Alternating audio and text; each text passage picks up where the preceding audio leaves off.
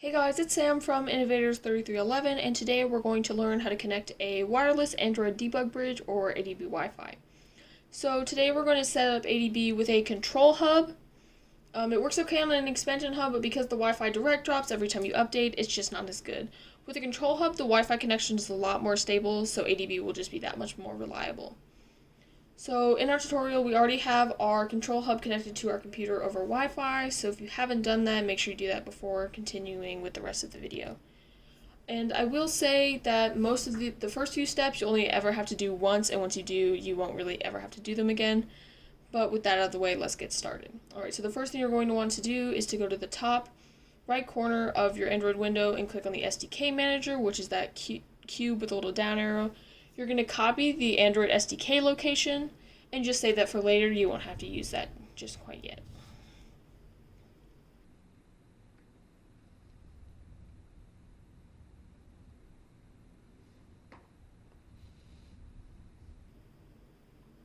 Alright, so then you're going to go to your Windows button and type env. And after typing that, you're going to click on the Edit the System Environment Variables.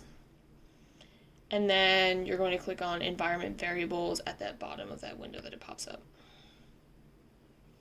And if there is no path already there, you can see what I just clicked on. You're going to click New, and if you already do have one, you're going to click Edit. Like click on it and then click Edit. Alright. So if you do have one already, all you're going to have to add to the end of that is /platform-tools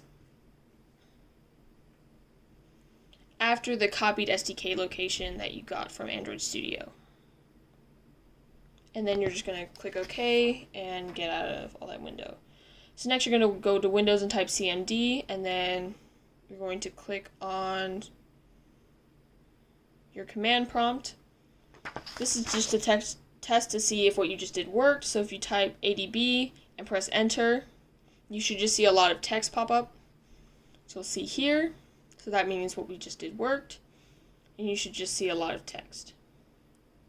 So last thing we need for a one-time setup is find our IP address. So you're going to go to your command window and type ipconfig, all one word, lowercase. You can see that I have a robot I'm using here, so to get that IP address, you're going to press ipconfig, and your IP address is in the default gateway, that number that I just highlighted there.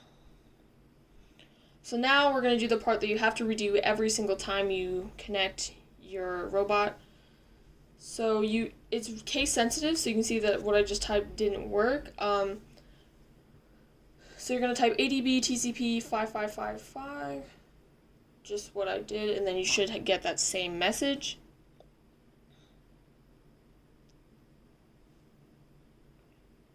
And before you do all of this, make sure that your control hub is connected to your computer, like with a wire, even though I know it is wireless, but you are going to have to use a wire here. And then once you do ADB TCP IP, you're going to do ADB connect, and then that IP address number, and then it should say connected.